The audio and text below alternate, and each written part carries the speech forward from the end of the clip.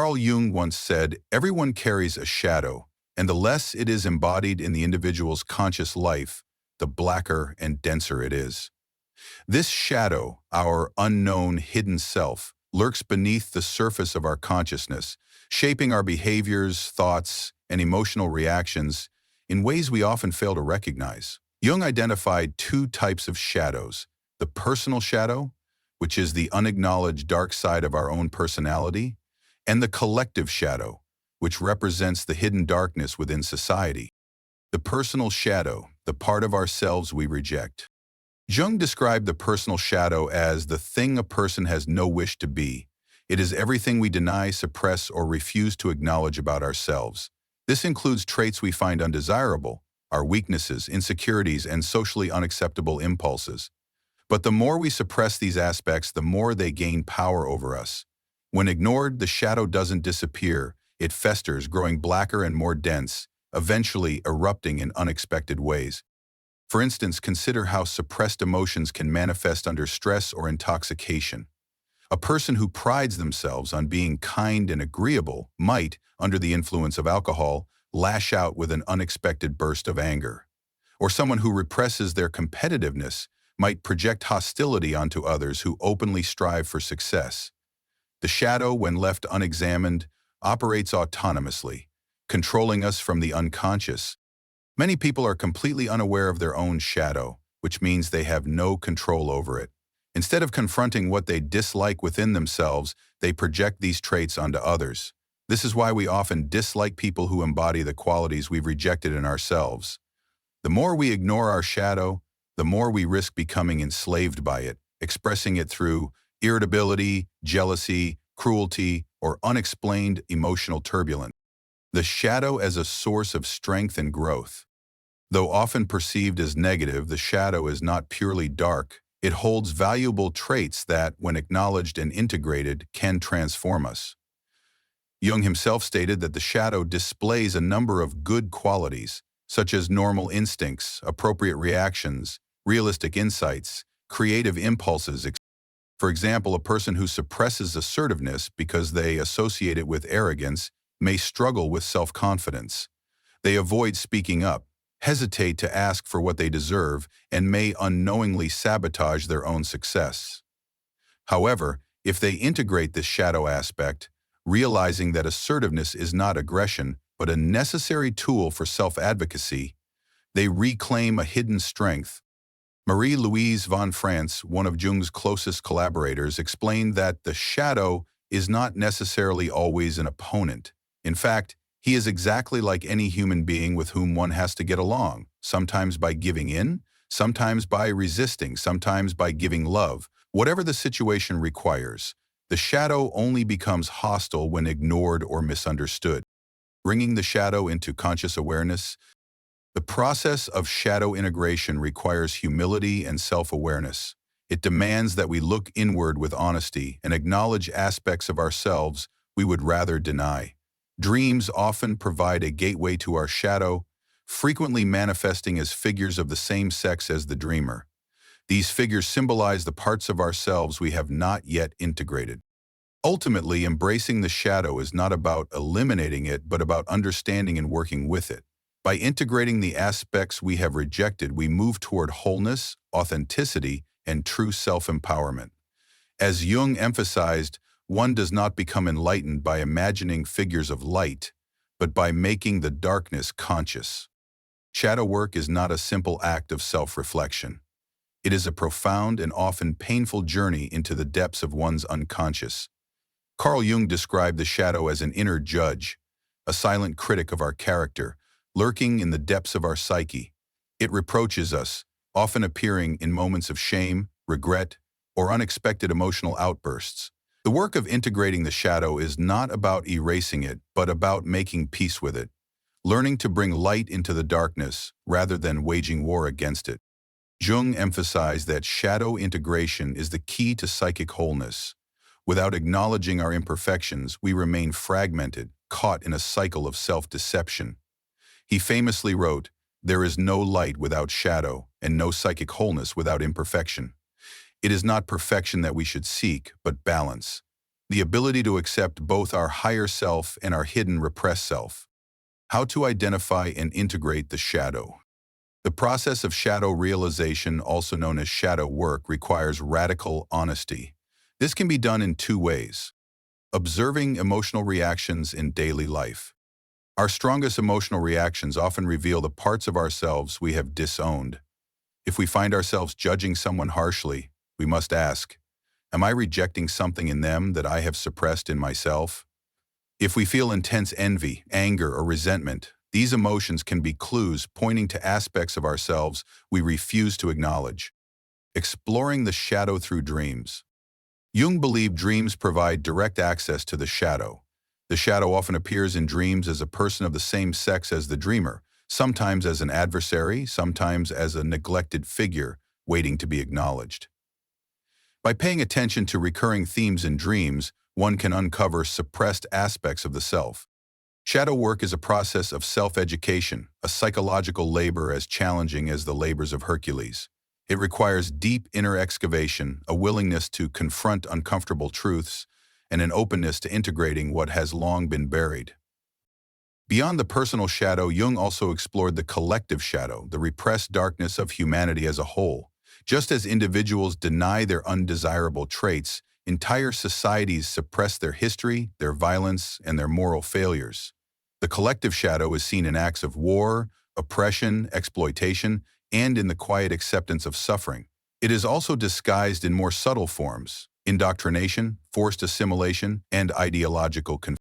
This shadow is not always obvious, but its influence is everywhere. It manifests in deep societal wounds: poverty, crime, systemic injustice, and cultural erasure. It also appears inwardly, within individuals who inherit these collective traumas, leading to self-hatred, depression, and resentment. When people feel powerless in the face of historical or systemic suffering, their shadow may express itself through anger, revenge, or nihilism. Transcending the shadow, the path to authenticity. Facing the shadow, whether personal or collective, is an uncomfortable but necessary process for true growth. It requires courage to ask difficult questions. What am I refusing to acknowledge about myself? What aspects of history, culture, and society do I reject or deny?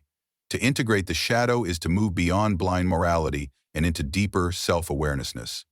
It is not about destroying the darkness, but about bringing it into consciousness so that it no longer controls us. Jung's work teaches us that freedom comes not from avoidance, but from integration. The path to wholeness lies in making peace with our rejected selves, in understanding that within the shadow lie not only our flaws but also our untapped strengths. Only by embracing the totality of our being, light and dark, can we move toward true individuation, the lifelong process of becoming our most authentic selves. Carl Jung recognized that what we call evil is often the manifestation of the collective shadow, the repressed darkness within humanity itself. Throughout history, cultures have personified this darkness, such as in the Christian tradition, where the devil represents the force that corrupts human nature. When individuals suppress their own personal shadow, it remains unresolved, festering in the unconscious. But when these suppressed aspects accumulate at a societal level, they create mass psychosis, leading to horrific atrocities, war, and oppression. Jung believed that the only way to confront this darkness was through relentless self-awareness. He warned that an individual must recognize not only the good they are capable of, but also the crimes they might commit under the right circumstances. It is this honest self-acknowledge that prevents people from unconsciously slipping into collective shadow behaviors.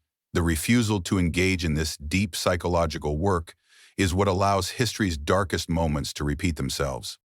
A shadow issue exists when a society refuses to acknowledge its past mistakes and instead denies, suppresses, or projects blame onto others. The result is often a culture that carries deep wounds, but avoids taking individual and collective responsibility. We see this pattern throughout history. Wars, genocides, holocausts, and systemic oppression continue to cast long shadows across generations. Many societies attempt to move forward by simply saying, "Let's put the past behind us," without truly addressing the underlying trauma. However, unresolved darkness does not disappear. It lingers in the collective psyche. waiting to re-emerge. In an attempt to heal, many nations have offered public apologies, financial reparations, and symbolic gestures such as memorials or pilgrimages to sites of suffering. But is this enough? Can these acts truly integrate the shadow, or do they merely serve as surface-level acknowledgments, while deeper healing remains untouched? The truth is, healing a collective shadow requires more than symbolic actions. It requires confronting difficult truths, allowing painful emotions to be voiced, and accepting full responsibility. The burden of history can only be lifted when both victims and perpetrators acknowledge the depth of suffering and engage in a meaningful process of truth-telling. One of the clearest examples of the collective shadow taking over was Nazi Germany. Ordinary people, who in normal circumstances would have lived relatively ethical lives, became complicit in horrific crimes. The personal shadow, when denied, became a bridge to the collective shadow, leading individuals to commit atrocities they never would have imagined. It serves as a grim reminder that when unconscious darkness is left unchecked, it can consume entire societies. This is why Jung emphasized that each individual must first confront their own shadow before they can help prevent the rise of destructive collective forces. If people fail to acknowledge their inner darkness, they remain vulnerable to manipulation, swept up in ideologies that externalize evil rather than recognize it within themselves. To prevent history from repeating its worst moments, we must first resolve our inner conflicts. This means practicing radical self-honesty, acknowledging our own emotional triggers, biases, and suppressed thoughts, observing our reactions to others, recognizing projection and understanding that what we despise in others may reflect aspects of ourselves, exploring our dreams, since the shadow often appears in symbolic form in our unconscious mind, speaking uncomfortable truths, both in personal interactions and in society at large, refusing to let denial deepen the wounds of history. As Thich Nhat Hanh wisely said, "The war is in us, but it is also in everyone.